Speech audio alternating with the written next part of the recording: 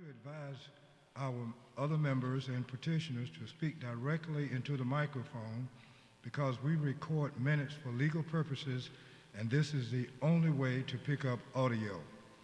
The Historic Preservation Commission is a 9-member board appointed by the City Council and serves on a voluntary basis without compensation.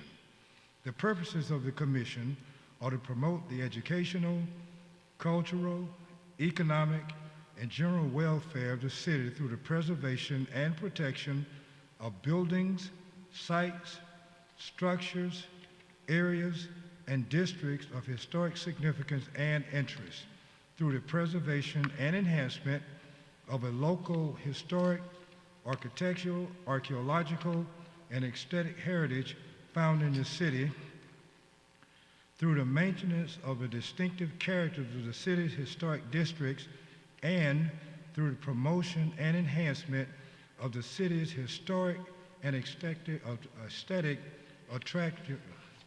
attraction to tourists and visitors. I would like to take this opportunity to ask each member of the commission to introduce him or herself. And tonight, we have with us for the first time 2 new members. So I'll start from my left and the audience right and ask those 2 members, when it is their time to speak, to say a couple of words about themselves so that the audience and the other members can become acquainted. Starting from my left and the audience right.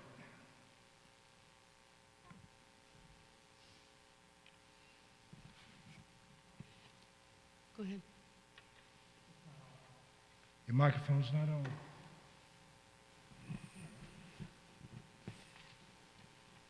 Ours on.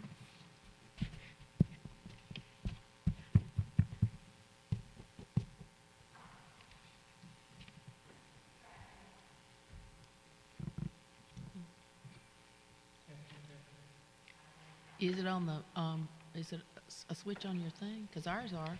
Yes, ours are. See if the one next to you works.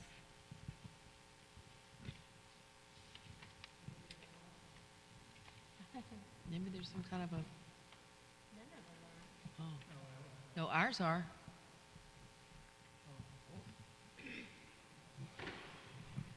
So you want to sit here for a minute? The one on the end down here works. It does.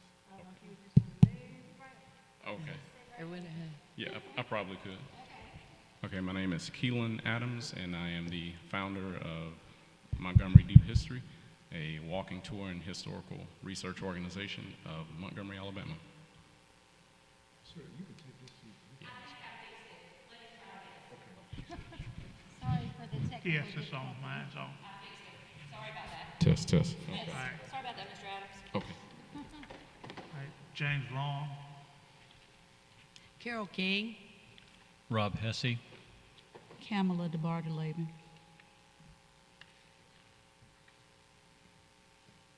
Mark Hall is not here, Dr. Bailey. Okay, all right, good enough.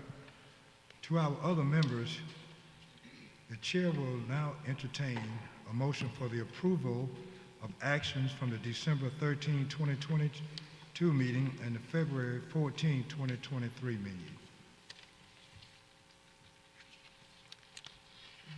I move we approve the actions. Second.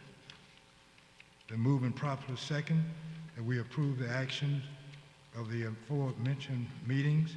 Is there any unreadiness? All those in favor, let it be known by a show of hands. All the motion carried. Thank you very much.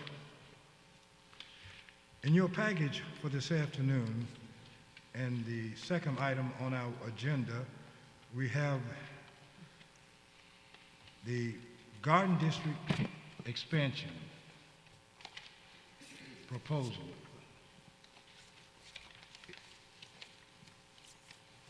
The chair will now hear a discussion if there is any. Okay, the chair will now entertain a motion for the approval of the Garden District expansion. Just a moment. Okay, I'm trying to understand it a little bit. Now, there are how many properties affected by this expansion? Okay, it's listed in the package. 28. 31. 31? There's 31 and 28 are contributing. Now, we have an objection. Is that person's objection one of those contributing Yes, properties? yes, And being contributing, that means that they basically comply already? it has maintained the majority of its historic character. It's not been altered to the point that it has lost that integrity. So there shouldn't be a big financial impact unless they wanted to on that person who's objecting. Well, he shouldn't The have only any- difference is that it would require Architectural Review Board permission before he can alter the exterior of the house or property. This just protects it along with any other historic property in any of the other districts. He doesn't really have to do any more investing. He just, from now on, he would have to have, just like pretty much everybody around him. Yes. And it has been changed if 50%, Nope. 50% No. of the 31 owners plus one. That would have to be, that would Yeah. request to be in opposition. Right, And then then it you would could be. still, even if we had that 17, you could still recommend Right. designation, and it would be up to city council at that point to decide. To decide one But way we or the have other. received one. But you just received the one person that Yes. was opposed. Okay. Anyone else? Yeah, I'd like to just point out that the state law and the local ordinance allow for the expansion, but not removal. So, Okay. So W- he one- can't be outside of it. correct. Okay. Anyone else? And that's why I have just some questions. Because once you're in, basically. Yes. right? Yes. And of course, we support the districts. But is there anybody here from the petitioner that can give me a sense of what is the feelings of the others? Laura, would you like to speak?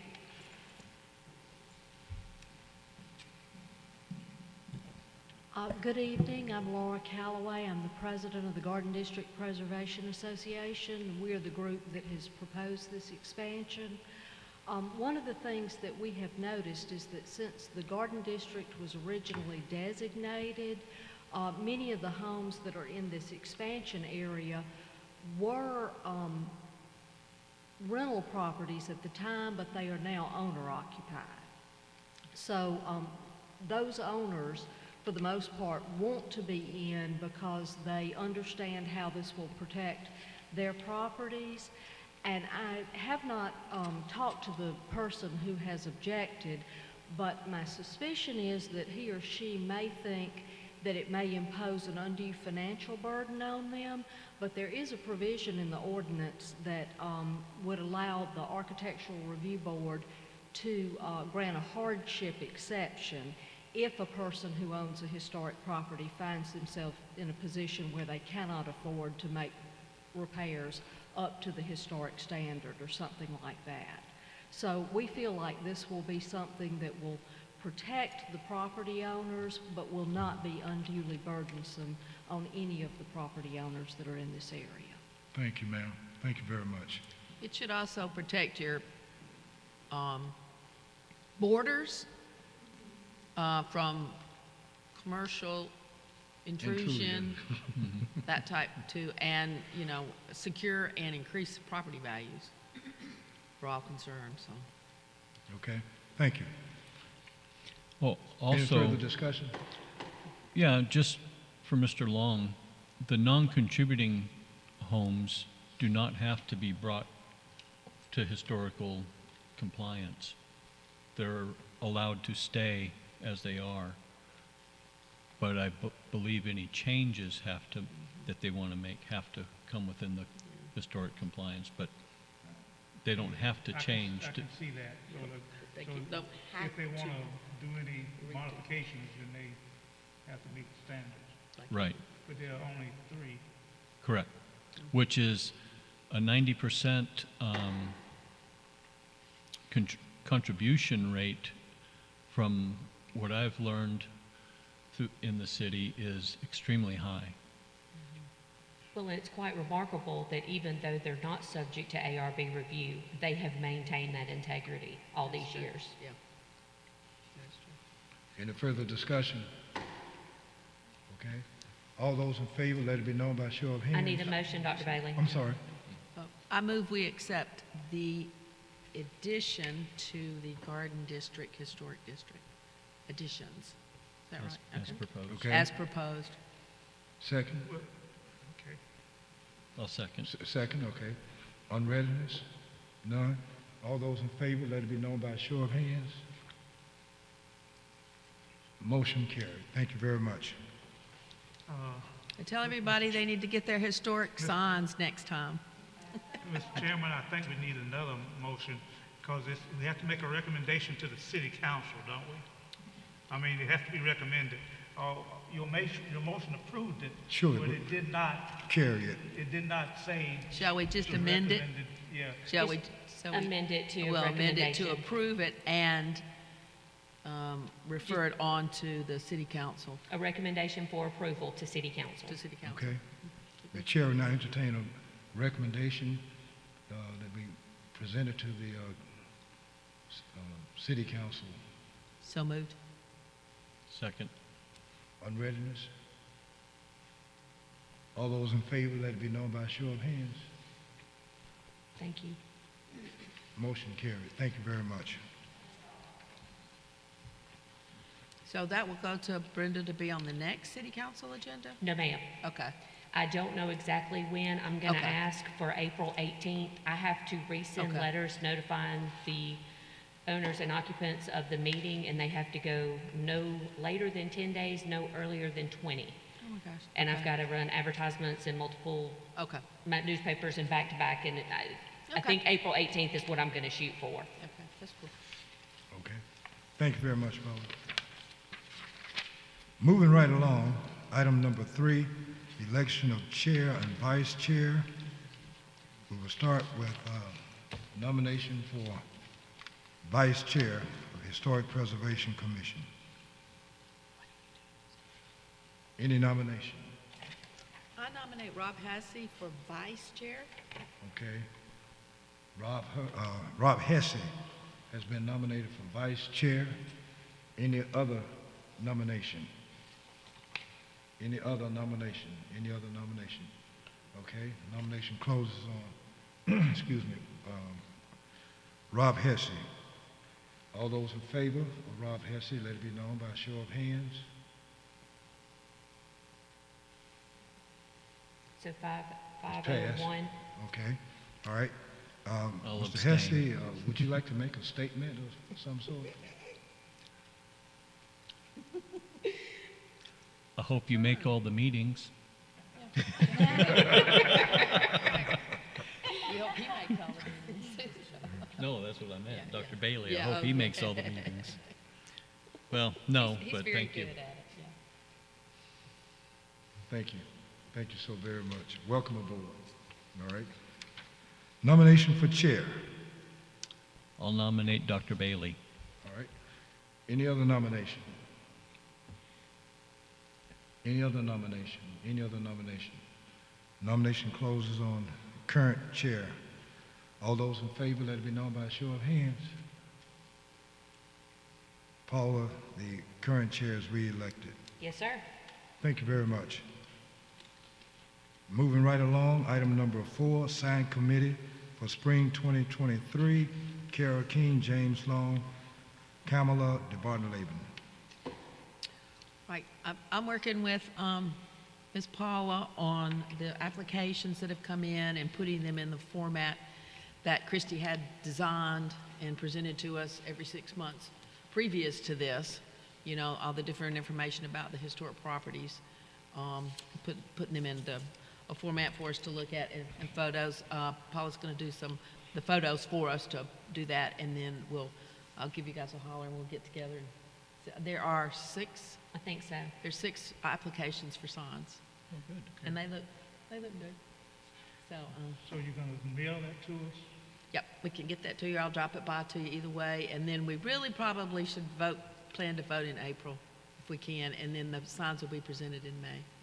Because it was, Of course, you can Signs still are meet, ex- you can meet at my office again if you want to do that. okay. Signs are handed out in June. They're handed out in June? Yes, Oh, ma'am. okay. Look it up.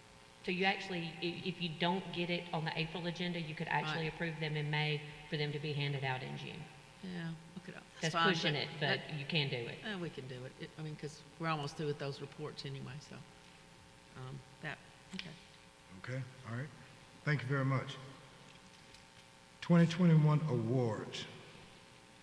Need to know if we're going to have an award program this year, since the board has decided to pursue the camp for training purposes in the summer of 2023. What is your pleasure?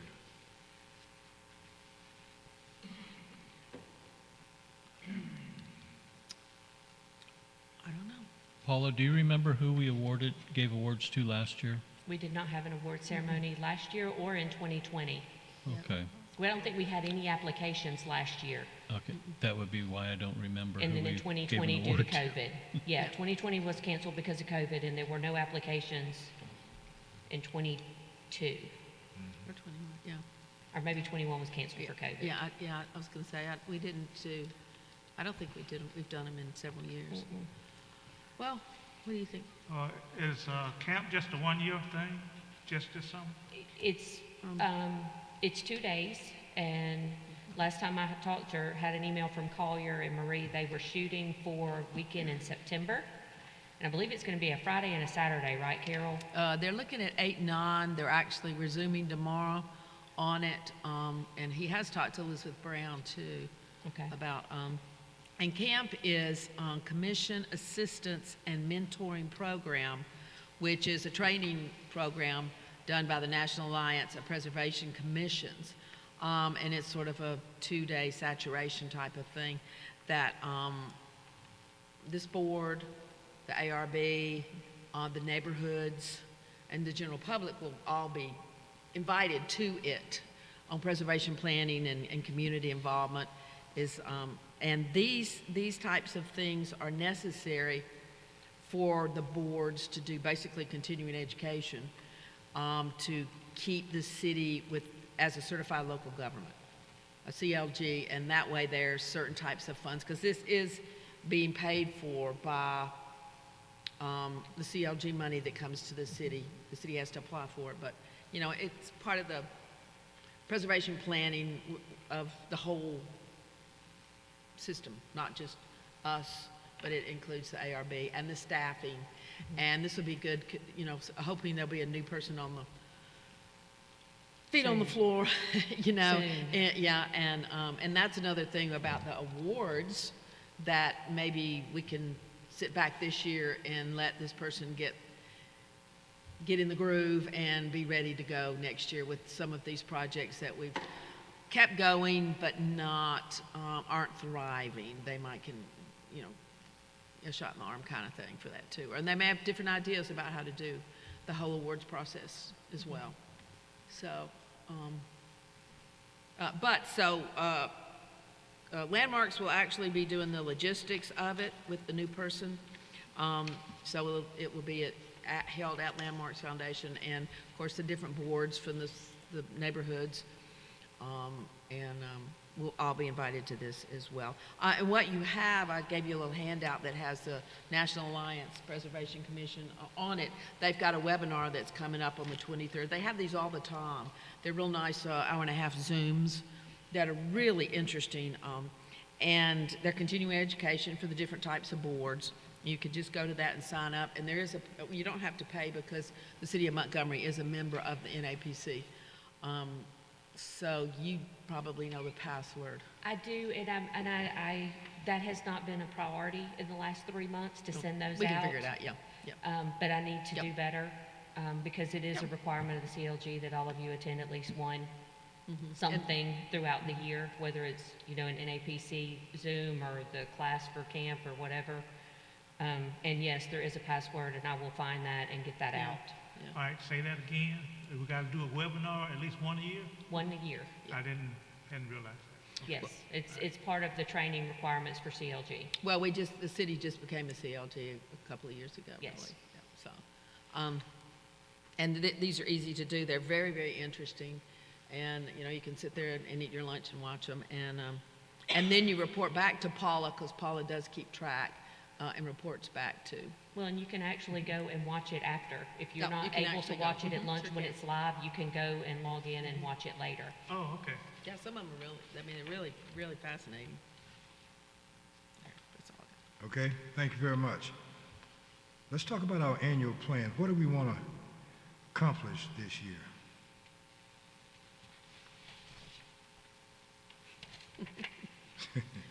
We need a new person.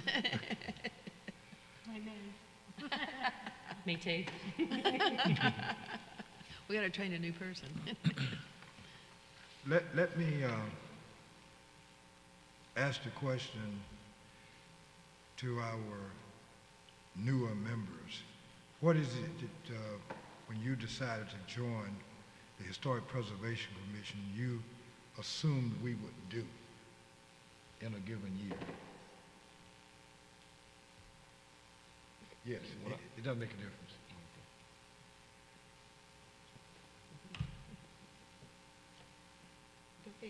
Yes.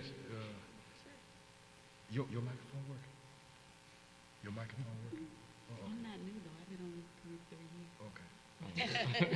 Yeah, because I was wondering if I'm the Yeah, newest we get- addition to the group. So, I joined when I read through the bylaws and everything. I was very excited with seeing how things were actually done as far as the preservation of different, just buildings and things of that nature were concerned. And so I was really looking at some of the, I guess, additional sites that we can look into as far as what else can be preserved, because there are just a few things that I cover, like as I do the tours, there are a few things that I think of, and it's like there aren't any landmarks that are there to just kind of, show forth some sense of significance to that particular place or that that building. And I think that's kind of on a lower level though. But that was something that really caught my attention as far as like what the Preservation Commission actually does. And so, yeah, that's all I could think of right now. But I think that maybe some additional meetings, it can kind of help the rubber meet the road there, and I may be able to kind of have a more expansive sense. Sure. As far as what can be, what else we can do throughout the year. So. Right. Let me ask this question to the body as a whole. Are we satisfied with the level of historic preservation in Montgomery? Are we pleased with what we see? I would like to see us perhaps become more involved with the west side. West Side? I've only been here in Montgomery for 4.5 years, and aside from my barber being over there, I don't travel to the west side much, but it seems like there should be maybe a larger historic presence than seems like all our time is caught up in Cloverdale, Garden District, Cottage Hill, and Capitol Heights and some of the older established communities over here on the east side, but I don't think we ever really discuss anything on the west side. Well, and what we're doing on the preservation, Landmarks is doing in May, we'll do the 4th annual Preservation Leadership Seminar. And this year we're focusing on mid-century modern. So those are basically post-war neighborhoods, which is a lot more inclusive. Also, the definition of West keeps moving. So it's almost a narrowing road. But we're looking at what happened after World War II in the migration of people, what the interstate did, you know, to all neighborhoods, and this phenomena of builders, you know, and that kind of thing, builders and spec homes and tract homes and things like that. So it's going to be really interesting. We have 5 weeks of that. And of course, it has been, like you said, it's been almost 25 years, at least 25 years, that a neighborhood was designated historic in this town. I mean, because everybody kind of went 70s and 80s, but it's been at least 25 years since there have been any other neighborhood designations, which is not good. So that's one of the things we're trying to create awareness of. You know, we're always trying to push Centennial Hill, South Hull Street District. There's the Westcott over there. There's Carver Heights. There's all kinds of other Normandale. Mobile Heights. Mobile Heights, Yeah. Normandale, all of that. That have really interesting histories that have been affected by the interstates, Right. desegregation, all types of things that have go into, you know. So that's what we're going to be talking about this time. And Okay. and we've always wanted to include people. We're just trying to create interest within their neighborhoods of themselves. Right. You know, for some reason, it's almost like they're scared of historic designation, like we're going to make you do something, that kind of thing. But that's not really what it's about. Right. It's about stabilizing. Right. You know, stabilizing intrusion, increasing property values, owner occupiedness, that kind of thing. So that's what we're you know keep trying to push, and basic just sort of a benchmark for designation is 50 years. So that's, you know, that's a lot. Yeah. That's untouched at this point. A lot of it takes the survey work that goes into it, but there's a lot going on, and there's a way to get that done too.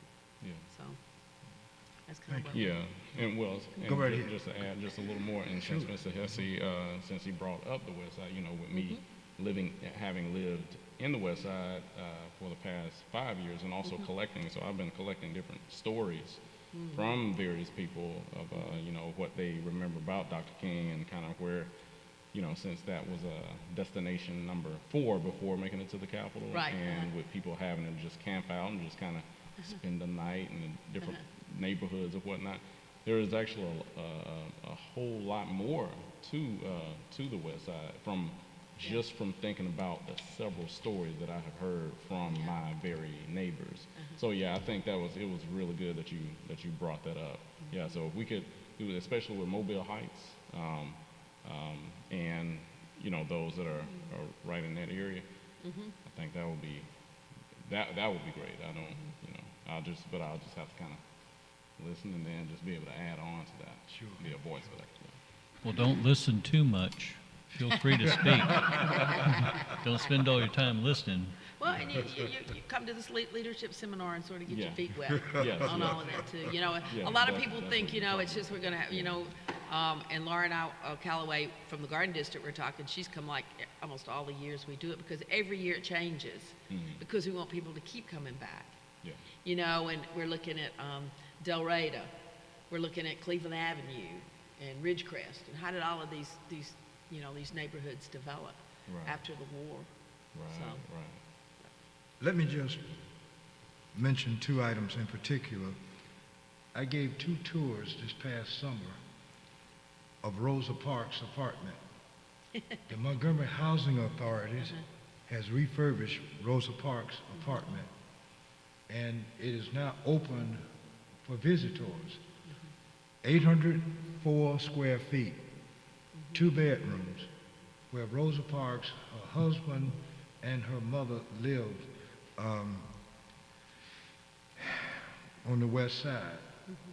And the reason I mention that is I don't know how many people even remember or know where Rosa Parks actually lived. And the fact is that we still have some people in Montgomery who remember the time when Rosa Parks and her family lived at 634 Columbia. So we want to mention that and mention that it is available for tourism, or for tourists, where Rosa Parks actually live. And when a person ventures inside, that person will find some of the original furniture from that era in that house. But I also want to bring to your attention 2 blocks south of that at 647 Clinton Street, where E.D. Nixon lived. And no one has lived in that house on a regular basis since Edgar D. Nixon's death. And the person with whom I have talked have told me about a rapidly deteriorating roof and some other items regarding 647 Clinton Street. And I don't want to say this too loudly, but there is some very historic memorabilia inside that house. So if you know of someone who might have an interest in that house as far as helping us to rehabilitate it, or shall we say stabilize it, that's something that someone needs to get on very fast, because I firmly believe once deterioration reaches a certain point, stabilization becomes a moot issue. You have to tear it down. And that's what we are about with the Historic Preservation Commission, because we want to encourage people not to tear it down, but certainly we want to let people know there are some alternatives to demolishing a structure. So 647 Clinton Street, and as we proceed here, there may be some others that we can bring to the attention of the public. But if you see in it, even if it's not on the agenda, bring it to our attention. And maybe somebody who's watching our telecast will be able to help us to restore that property. And believe it or not, someone that may know of some property that we are unaware of. So let us be vigilant in this regard, very much so. Well, we'll have to bring this up at another meeting because this one's not being telecast. Yes, It that's is. true. It is? It is. Oh, okay. Then great. Yes. Then perhaps that's something that EJI and SPLC could maybe provide some financial assistance in preserving. Yes. And let me mention this. I don't know how many people have noticed this, but if you're a tour guide, one of the saddest moments of your tour is when you walk or drive by an area and there's a vacant lot there, and you're telling tourists what had been there. And you can just imagine the kind of disappointment, the kind of shock that goes through those tourists, and you're watching their faces, that you mean to tell me that someone in the city of Montgomery allowed that structure to deteriorate to the point that the only alternative was to demolish? So we want to be vigilant about this. In fact, that's part of our imperative, to monitor as we drive by the city, write an address down and bring it to our attention so that we can bring it to someone else's attention. And the other thing that we've always done, at least I have, we try to ask contractors, when you do demolish a building, if you find an old book, an old letter, an old photograph, whatever the case might be, to try to put it in someone's hands who will ensure that it is not demolished, not destroyed, whatever the case might be. Because once something is destroyed, that's it. Okay? Yes. Now, I'm sorry, go ahead. Is Landmarks notified when historic residents or buildings are being demolished? That goes to the city. Yeah. Okay, because I know sometimes you wind up with architectural Oh, right, I see what pieces you're saying. donated. We had tried to be notified when there was demolition. Licenses were let, but the city would not do that. What had happened was that Christie would let us know. Oh, So okay. we could contact whoever, but the city would not We tried to get it required, you know, that if it was in a historic neighborhood before and a demolition, you know, that we would be contacted and we could contact the demo person, but the city would not let us do that, but Christie kept us in the loop, so that's why we were able to go up. Demolition's pretty much, it's kind of slowed down now because the cities, they're not doing block demos much anymore. It's more of a piece-by-piece thing, and it takes a really long time because it has to go through this long system Right. up through city council, so. Well, and sometimes ARB will actually, if they're going to approve like a dilapidated outbuilding or something like that, they will actually require that the petitioner document what was there and anything that is salvageable that can be donated to landmarks that's done. Okay, But great. that goes through the preservation planning department, that kind of thing, but when it just goes straight, it has no designation on it whatsoever. It's a demo license, and it's called, so. Okay. Is there anything else? Paula, do you have anything else? Yes, sir. One of the things, once we get new staff, soon, I hope, one of the things that I'm going to ask they work on is helping y'all or assisting y'all with updating the design guidelines for the Architectural Review Board. That hasn't been done, I think, since the mid-'80s, and it's in desperate need. So we're hoping that whoever comes in has time and they want to take on that challenge, because that's something that needs to be done, and that is something that y'all are charged with. Right, and I think that we had design guidelines prepared, you know, they were getting there, and we were looking for money, which it could possibly come now with the CLG money. And that is something they will fund, is, Okay. All right.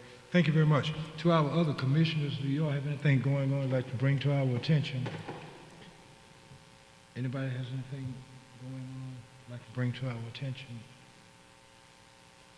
Okay.